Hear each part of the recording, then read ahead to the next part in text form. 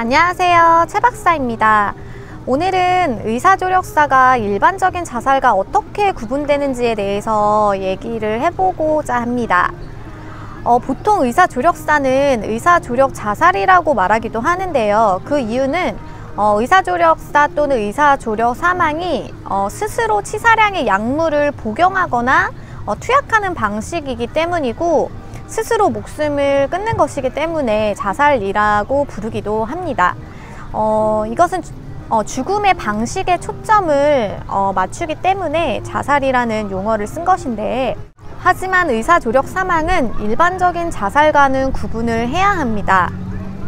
구분을 하는 이유는 자살을 제도화하려는 것이 아니라 의사조력 사망을 제도화하려는 것이기 때문에 이 둘을 구분해서 어떠한 경우가 의사조력 사망에 해당하고 따라서 적법한 절차를 거쳐서 의사의 조력을 받아서 편안한 죽음을 맞을 수 있도록 도움을 받아야 하는지 구분을 해야 합니다.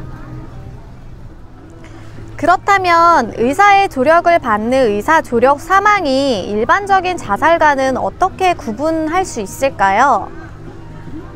우선 가장 중요한 요소는 의사조력사와 일반적인 자살과는 대상이 다릅니다. 이를 받을 수 있는 대상이 정해져 있다는 것이죠. 의사조력사는 나라마다 약간의 대상 범위의 차이가 있지만 기본적으로 부치의 병, 사기가 임박하거나 현대의학으로는 줄일 수 없는 육체적 고통을 겪고 있는 환자를 대상으로 합니다. 예를 들어서 말기 환자 또는 임종기 환자의 경우로 진통제가 더 이상 들지 않는 환자의 경우가 이에 해당된다고 할 수 있습니다. 두 번째로는 방식이 다릅니다.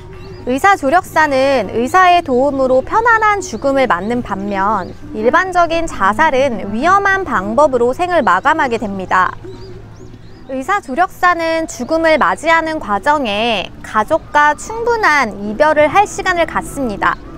죽음이 극단적이거나 갑작스럽지 않고 가족들이 준비 없이 죽음을 맞닥뜨리는 것이 아니라 사전에 환자와 가족이 충분한 이해를 통해서 이루어집니다. 그 다음은 의사조력 사망과 일반적인 자살은 목적이 다릅니다. 의사조력 사망의 경우에는 피할 수 없는 극심한 육체적 고통을 겪고 있는 환자를 인도적으로 도와주는 목적을 가진 것이고, 이를 통해서 환자의 자기결정권을 보장하고자 하는 것입니다. 환자의 자기결정권을 보장하기 위해서 의사조력 사망 외에 다른 대안이 있음을 충분히 환자가 인지하고 있다는 것을 전제로 합니다. 일반적인 자살은 극단적 선택을 하지 않기 위해 도움이 필요한 경우입니다.